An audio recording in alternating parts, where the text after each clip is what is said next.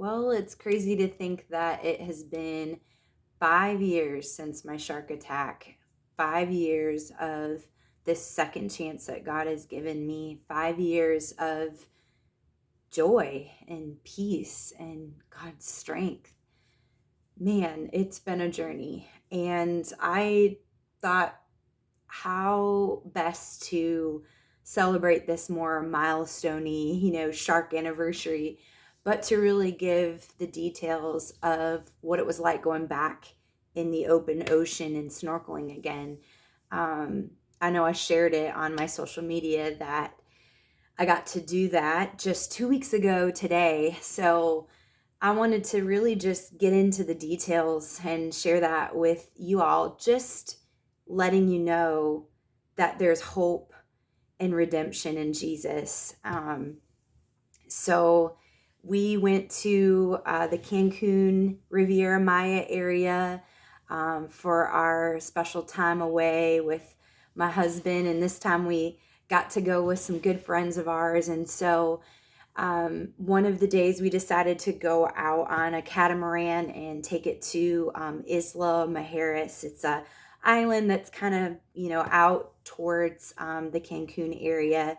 And it just made sense to do a catamaran because of the cost and, traveling from the resort and stuff. So we booked it knowing that they said something about snorkeling. And so my husband had said, what are you going to do? Are you going to snorkel? I'm like, well, I don't know. I didn't know what to expect. I wasn't sure where they were planning to snorkel. We really didn't know any details. So we kind of were just like, well, we'll take it in stride. And so we get there, we take off, and on the way to the island, we stop, and it's literally just open water. And they let us know this is where we're going to snorkel. There were a few other boats around, but the catch was like he said we're going to get out and everybody's going to stay on this rope together, and then you're going to let me know how you feel. Like if you feel like you're good and you want to snorkel, then give me a thumbs up. And those of you that feel like this is not for me, then go back to the boat. And once you're in, you're going to be in because the boat's going to take off from where we're at right now. They're going to meet us on the other side. And he kind of pointed, way out. And I was like, what?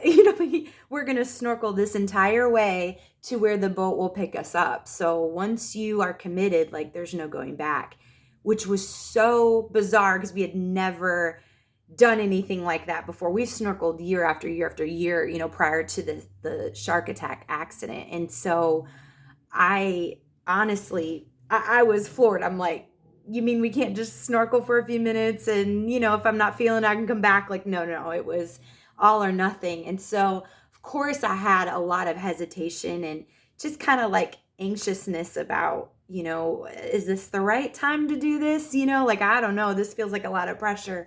But I at least wanted to get in the water. I didn't want to give up before I even started. And so we got in the water and we're holding onto the rope, and it is choppy. Like the waves were, banging up against us, and it was not a great condition for snorkeling. Typically, I would have been like, I'm out, because those snorkel masks that they provide for you, if you've got any choppiness, the water comes in and you're just sucking water the whole time, and it's not fun.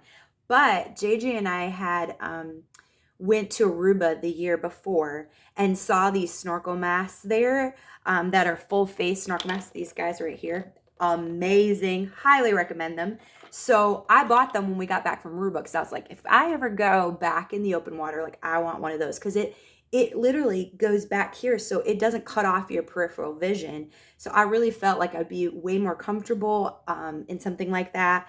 And if you can see, the tube comes out the top.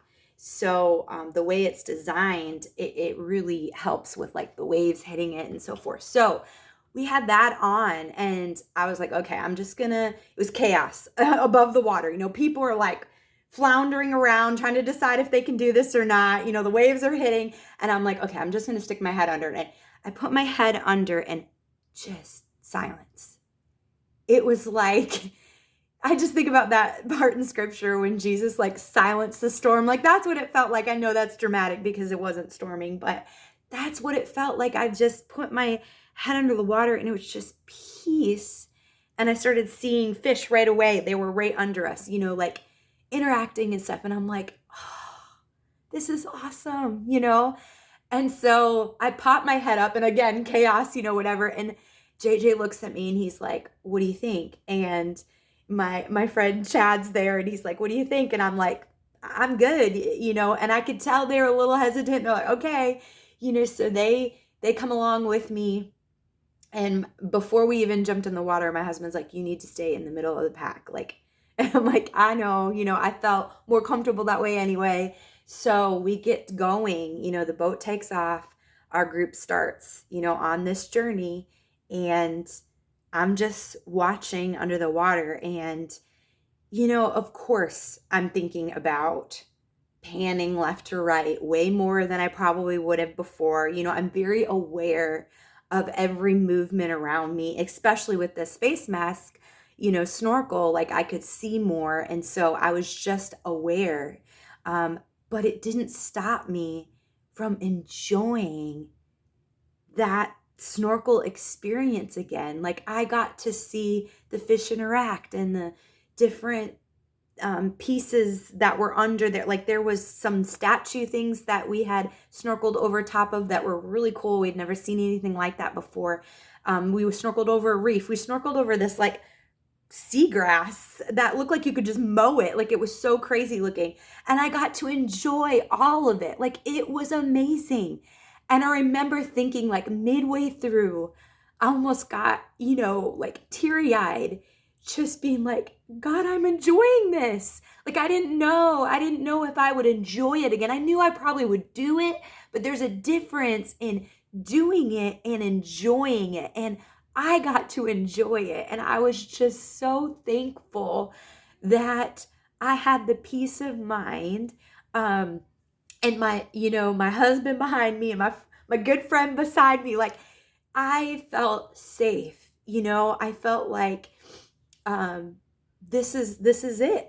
This is awesome. And so, we get to the other side where the boat's at and it's choppy again and we're trying to get out of the water and I get up into the boat and I'm just ecstatic. Like I did it. I did it. I snorkeled in open water. I enjoyed it. Like I didn't just do it and grit my teeth and bear it and get my, badge of honor. No, like I did it and I enjoyed it. And I was just so overwhelmed with thankfulness, that I got to do it again and enjoy it. And so we go and sit down at the front of the boat, the captain's getting everything around and we start taking off towards the island again. And my friend Faith looks at me and, she didn't go on the snorkel because the water was drowned in her snorkel tube and she couldn't handle it.